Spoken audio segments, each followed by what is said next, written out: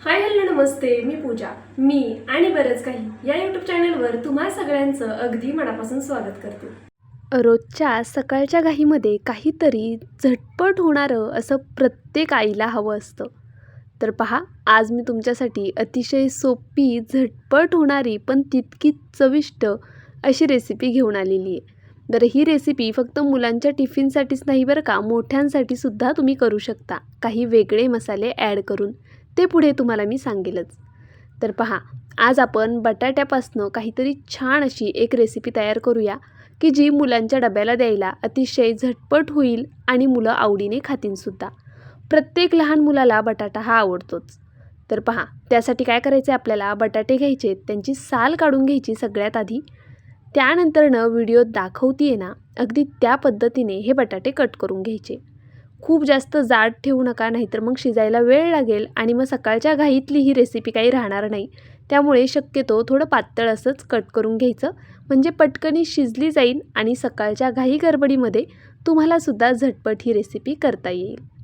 तर पहा, इथे मी 3ही बटाटे अशा पद्धतीने कट करून घेतले. आता आपण हे एका पसरट भांड्यामध्ये काढून घेऊया. अशा पद्धतीने पहा, मी इथे संपूर्ण बटाटा ह्या एका पसरट भांड्यात किंवा बाउलमध्ये काढून घेतला. यामध्ये एक बटाट्याची खाप राहिली आहे, तीसुद्धा आपण कट करून घेऊया. पहा, इथे झटपट बटाटा आपण असा कट करून घेतलेला आहे. चला आता लगेच फोडणीकडे वळायचे. तुम्हाला हवं तर बटाटा तुम्ही धुवून घेऊ शकता किंवा नाही धुवून घेतलात तरी चालेल. कढईमध्ये तेल गरम करण्यासाठी ठेवलं होतं. यामध्ये आधी मी एक वेगळी रेसिपी केलेली आहे, त्यामुळे तुम्हाला साईडला थोडंसं तेलामध्ये दिसत असेल. तर असो, या तेलामध्ये आपल्याला मोहरी घालायची आहे, जिरं घालायचं आहे. जिरं मोहरी छान तडतडली गेली की पांढरे तीळ घालायचे आहेत. त्यानंतरनं कढीपत्त्याची पानं घालून घ्यायची. कढीपत्ता आवर्जून घाला. कढीपत्त्यामुळे आणि तिळामुळे हा पदार्थ खूप छान होतो. बटाटा आहे म्हणून हिंग घालायचे. हिंग घातलं की लगेचच आपण यामध्ये काही मसाले ॲड करूया. पहा, सगळ्यात आधी मी पावभाजी मसाला घातला आहे 1 चमचा. त्याचबरोबर हळद घातली आहे आणि धना पावडर घालून घेतली आहे. सोबत थोडीशी कोथिंबीर घालायची. फोडणी छान अशी मिक्स करून घ्यायची आणि कट केलेला बटाटा यामध्ये घालून घ्यायचा. बरं, एक गोष्ट, इथे मी कोणत्याही प्रकारचा तिखट मसाला घातलेला नाही आहे. मी लहान मुलांसाठी ही रेसिपी करते आहे, म्हणून मी फक्त पावभाजी मसाल्याचा वापर केलेला आहे. पण जर तुम्ही मोठ्यांसाठी करत असाल किंवा तुमची मुलं तिखट खात असतील, तर तुम्ही यामध्ये लाल तिखटसुद्धा घालू शकता आणि सोबत हवं तर बेडगी मिरची पावडरसुद्धा वापरू शकता. बेडगी मिरची पावडर तिखट नसते, पण रंग छान येईल. मला ही भाजी खूप अशी लाल जरद करायची नव्हती, त्यामुळे मी बेडगी मिरची पावडर किंवा लाल तिखट वापरलं नाही.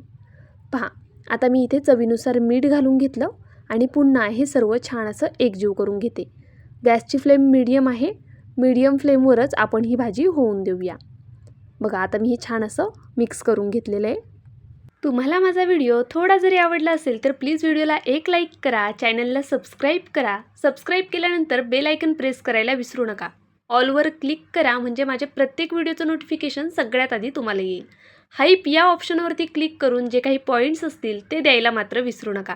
तुमचं एक एक लाईक, एक एक सबस्क्राईब आणि हे हाईपचे पॉईंट्स माझ्यासाठी खूप मोलाचे आहेत. छानशी कमेंट करा. चला रेसिपीकडे वळूया. झाकण न ठेवता 1 मिनिटभर मी हे छान असं परतवून घेतले मीडियम फ्लेमवर. आता आपण यावरती झाकण ठेवूया आणि बटाटा शिजण्याची वाट पाहूया. बरं, बटाटा थोडा पातळ कट केलेला आहे, त्यामुळे खूप जास्त वेळ लागणार नाही आहे शिजायला. असंही बटाटा खूप लवकर शिजला जातो. इथे जवळपास 1.5 ते 2 मिनटं मी झाकण ठेवून हा बटाटा होऊन दिलेला आहे. आता मी एकदा हे छान असं मिक्स करून घेते, छान हलवून घेते. पहा, मस्त असा बटाटा आहे ना परतला गेला पाहिजे. त्याला वरतून एक क्रंचीनेससुद्धा आला पाहिजे. त्यासाठी काय करायचं, आता आपण झाकण काढून ही भाजी 2 मिनटं हलवून घेतली. थोडा गॅस मोठा करूनच छान असं हे मी परतवून घेतलेलं आहे. त्यानंतरनं कोथिंबीर घातली आणि पुन्हा हे सर्व एकजीव करून घेऊया.